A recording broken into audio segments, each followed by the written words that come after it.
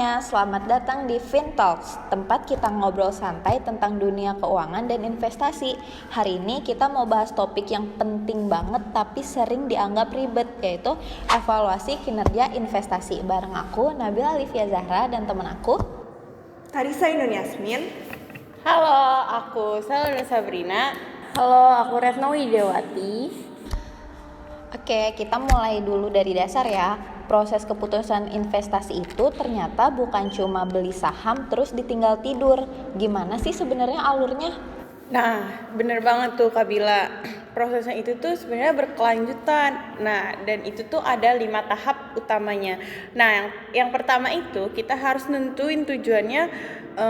Tujuan kita investasi itu buat apa sih? Kayak buat dana pensiun kah? Atau mau buat beli rumah? Atau buat dan sekedar nambah penghasilan doang nih gitu. Nah, terus yang kedua itu kita juga harus bikin kebijakan investasi nih sesuai sama profil risiko kita tuh. Nah, habis itu kan lalu masuk ke strategi portofolio itu sendiri, kayak mau pakai strategi agresif atau konservatif.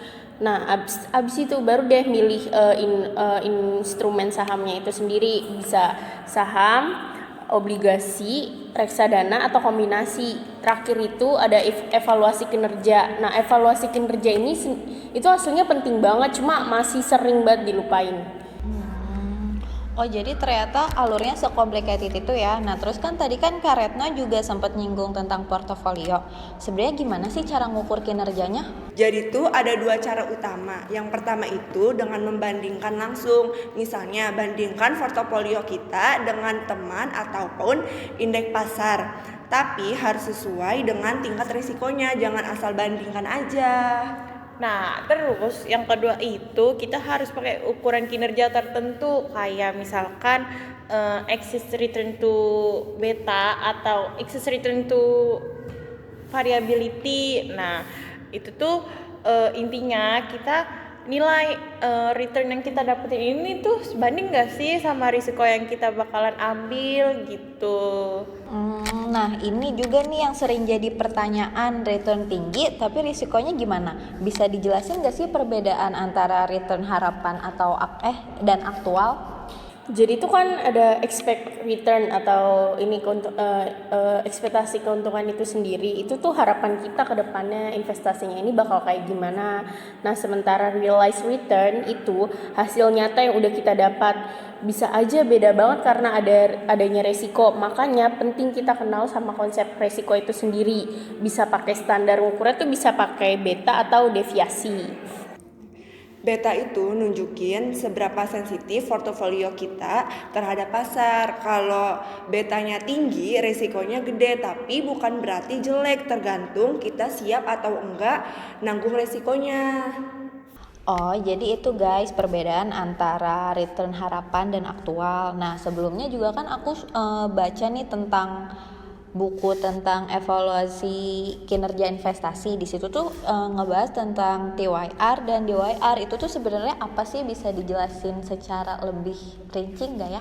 Nah, jadi TWR itu tuh kepanjangan dari time wide return. Itu tuh mengukur performa manajer investasi tanpa pengaruh besar kecilnya dana masuk. Nah, itu tuh cocok banget buat bandingin antar manajer. Nah, kalau selanjutnya kan ada DWR nih tadi yang kakak singgung. Nah, DWR itu sendiri itu dollar weight return. Lebih cocok buat investor pribadi karena memperhitungkan kita ke depannya bakal nambah atau narik dana. Jadi lebih mencerminkan keputusan pribadi kita dalam berinvestasi. Terus ada juga alat ukur kayak indeks Sharpe, Trainor, sama Jensen. Mereka sama-sama mengukur apakah retur yang kita dapat tuh sesuai sama resiko yang diambil. Bedanya cuma cara mengukurnya aja. Wah, banyak juga ya ternyata yang harus diperhatiin dalam evaluasi investasi. Untuk poin-poinnya dari pembahasan kita kali ini tuh kakak-kakak bisa jelasin nggak? Nah, kalau menurut aku ya, intinya itu investasi itu bukan cara kita cari duit doang, tapi tuh juga gimana supaya kita tahu nih kinerja investasi kita tuh bagus atau enggak sih gitu. Terus penting juga nih buat kita, apakah return atau keuntungan yang kita dapat itu wajar sesuai apa resiko yang udah kita ambil. Gak cuman asal kayak return besar aja gitu, tapi emang harus banyak resiko yang di balik itu juga banyak resiko yang mengikuti gitu loh. Kalau kita bisa evaluasi dengan benar, kita bisa mengambil keputusan investasi dengan lebih bijak ke depannya. Ternyata pembahasan kita kali ini seru banget ya. Thank you banget ya buat Kak Risa, Kak Sawa, dan Kak Retno. Semoga podcast hari ini bisa bantu teman-teman buat makin ngerti pentingnya evaluasi kinerja investasi. Sampai ketemu lagi di episode berikutnya. Bye!